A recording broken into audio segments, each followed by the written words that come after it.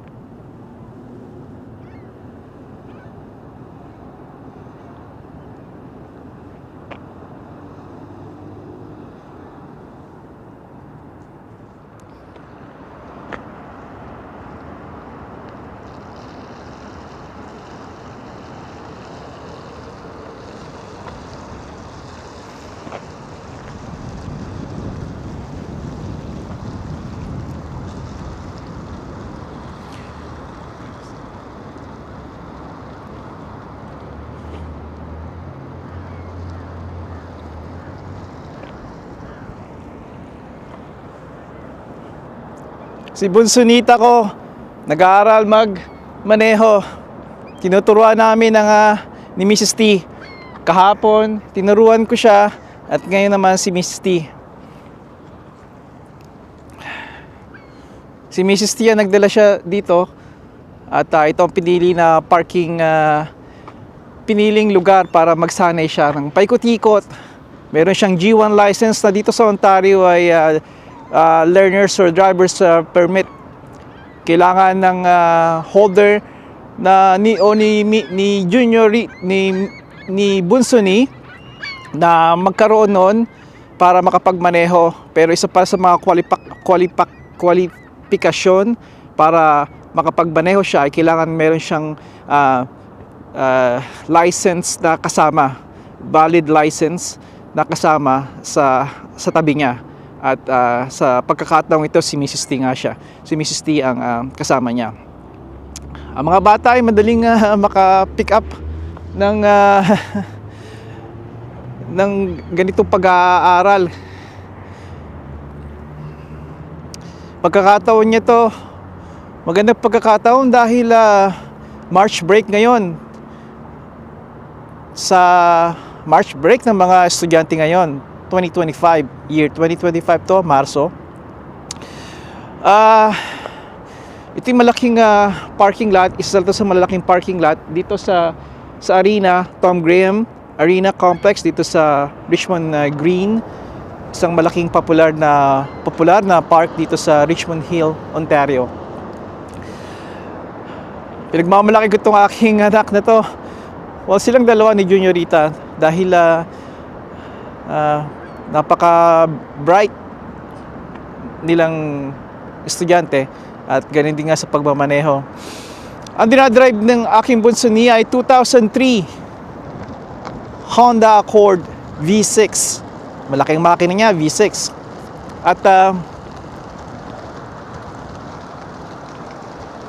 sa nakikita nyo, maganda pang manakbo. Ito'y ginawan ko na ng content at itong ang kotse na to na bigay lamang sa akin, kaya hanapin ninyo sa search page ko, Honda Accord, at makikita nyo yung ginawa kong video tungkol dito. Paikot-ikot lang ginagawa niya, sinasanay lang na sa manibela. Hanggang sa i-elevate o itataas, ibibigay ng panibagong mga challenges si Bunsuni. Pagkatapos ito ay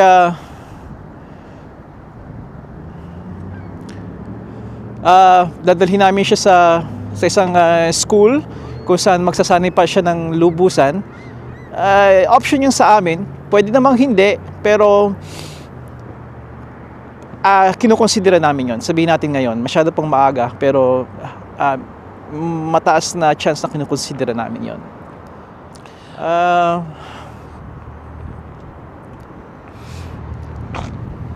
Medyo bumibilis na siya. Dahan-dahan lang anak. Siguro ba turo sa akin ng sa Pilipinas nung nagmamaneho na ako nung 14 years old ako, 15. Turo sa akin ng papa ko madali nang ma-pick up ang pagpapabilis, kaya hindi talaga yun ang dapat na pag-aralan kaagad.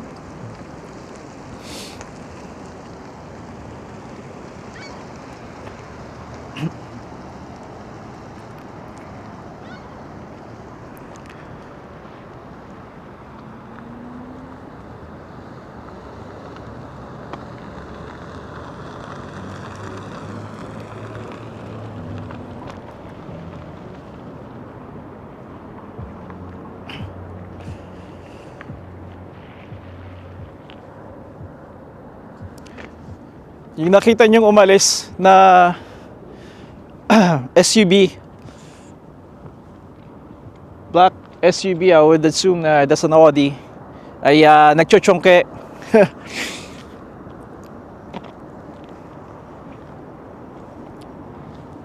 Nagchochongke siya, kaibigan. Binigyan ko siya ng peace sign. Ibig sabihin, we're cool. I know. Hindi ko siya kakastiguhin tungkol doon. At pag-usapan natin yan sa susunod kong mga videos. Pero sa ngayon,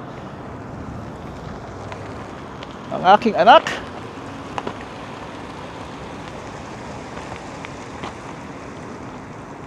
ay marunong na magmaneho. I'm very proud of her.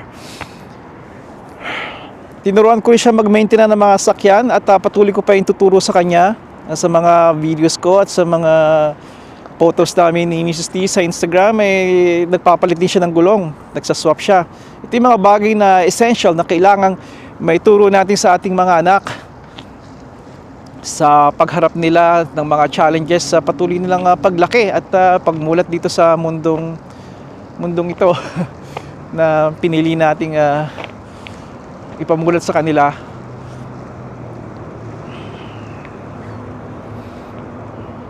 Ang susunod nito, kaibigan, ay pagkuha niya ng license na G1 from G1 to G2. Mga G license.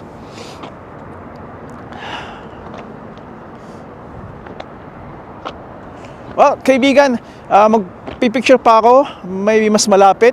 Hindi ko alam kung paano at biglang parang bumaba na agad ang battery ng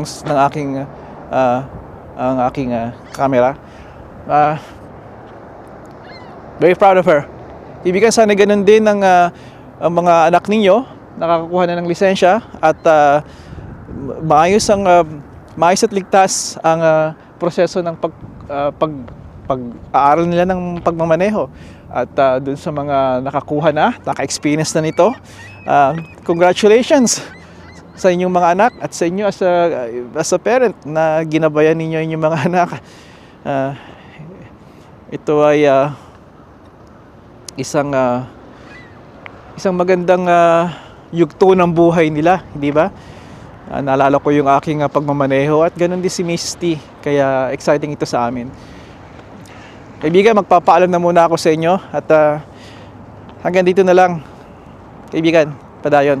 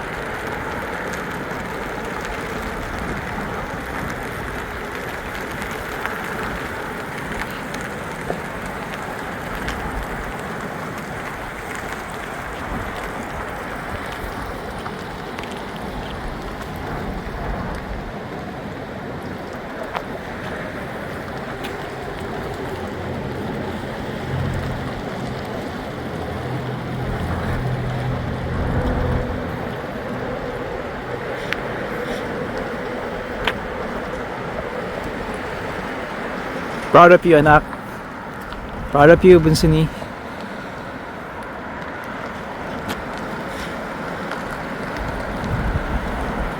Nangiti. Focus. Natingin sa tatay eh. Eyes on the road.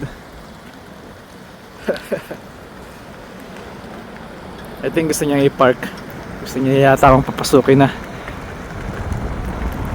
Kaibigan, lumabas ako dito para may ipakita ko sa inyo ang pagsasanay ng aking anak, ang aming bunsunita, na pretty soon magmamaneho na at magagamit ng isa sa mga sakyan namin papunta sa kanyang school. Sigurado sa senior niya nagdadrive na siya. Ito ko natatapusin, kaibigan, at mag-aaral pa rin kami. Magsasanay pa rin. Pero sa ngayon, dito ko natatapusin ang video. Hindi ko pala pwedeng ilipat tong camera. Kaibigan, hanggang sa muli, padayon.